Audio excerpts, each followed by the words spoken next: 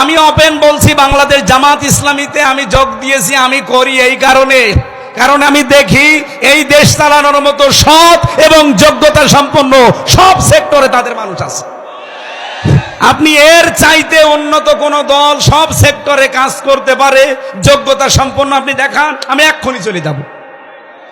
কথা বলেন না কেন? আমি পাইনি, এই জন্য আমি যাইনি। আমি যা পেয়েছি দেখে শুনে বুঝে, আমি তো আর আপনার মতো আন্দাজে হাঁ করে চলতে পারি না।